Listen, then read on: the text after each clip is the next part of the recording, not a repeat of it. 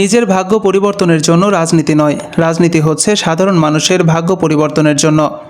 নিজের ভাগ্যের পরিবর্তনের জন্য রাজনীতি নয়, রাজনীতি হচ্ছে সাধারণ মানুষের ভাগ্যের পরিবর্তন।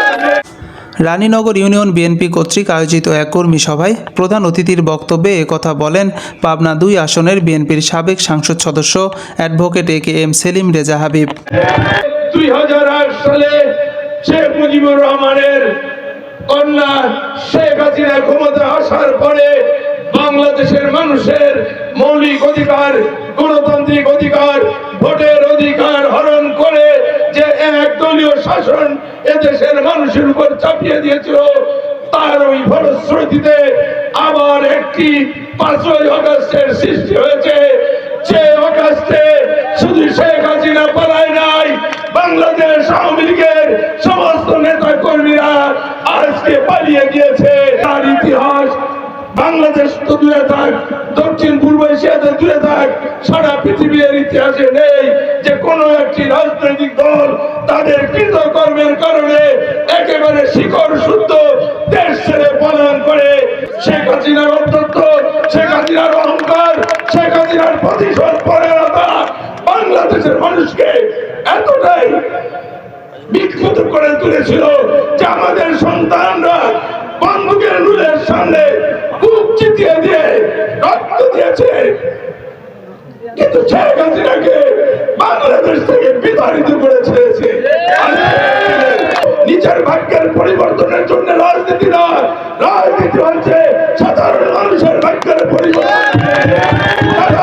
রাজনীতির ছত্রছায়া থেকে নিজেদের ভাগ্য করতে চায়, নিজেদের সম্পদের পার করতে চায়, তাদেরকে স্মরণ শেখ হাসিনাকে অনুসরণ করতে বলি, শেখ হাসিনার থেকে শিক্ষা নিতে বলি। ভাইরা, যারা আজকে এই অঞ্চলে বড় বড় কথা বলছেন, যারা আবার তাদের কারণে আজকে অনেক পরিবার বাড়ি তুলতে পারছেন না, অনেকের গরু চুলুট করেছেন, বাড়ি লুটপাট করেছেন, বলে নাই, তাই হুঁশিয়ার করে দিতে চাই। বাজারে যেমন আপনারা দেখেন যে যে সমস্ত হকাররা ওষুধ বিক্রি করে, এক ওষুধে সমস্ত রোগ ভালো হয়ে যায়।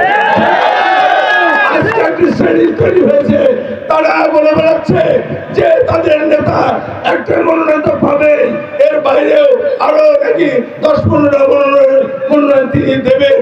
এটা ঠিক ওই মলম বিক্রেতাদের মতোই, যে এক ওষুধে যেমন সকল রোগ ভালো হয়, ঠিক একই সাথে এর সাথে তুলনা করা যায়।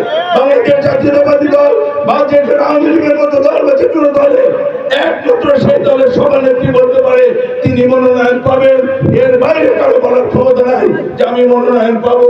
গত 18 বছর আমি যে রাজনীতি করছি, এই রাজনীতিতে আমার শ্রম ছাড়া একটি পয়সাও নাই। যত টাকা পয়সা আপনারা সাধারণ নেতা কর্মীরা বিগত 18 বছর আমার জন্য খরচ করছেন, এটি আপনাদের ভালোবাসা এবং আল্লাহর রহমত ছাড়া এটা কোনোভাবেই সম্ভব নয়। বাংলাদেশের আর দ্বিতীয় কেউ আছে কিনা আমি জানি না যে বিনা পয়সা রাজনীতি করি। আপনাদের ভালোবাসা এবং আল্লাহর রহমত আমার উপর আছে, আমি মাঝে মাঝে নিজে ভেবে পাই না যে কিভাবে এটা সম্ভব। তারপরেও বলবো যে আল্লাহর রহমত এবং আপনাদের ভালোবাসা যতদিন আমার পর থাকবে, দেশনেত্রী বেগম খালেদা যতদিন জীবিত থাকবে, তারেক রহমান যতদিন জীবিত থাকবে, ইনশাআল্লাহ সেলিম রেজা হাবিবের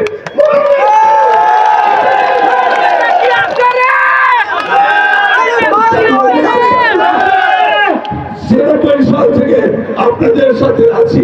যতদিন আপনারা আমাকে চাইবেন, আল্লাহর রহমত আমার সাথে থাকবে। যে পরিবারের যতদিন থাকবে, ইনশাআল্লাহ আমি আপনাদের সাথে থাকবো।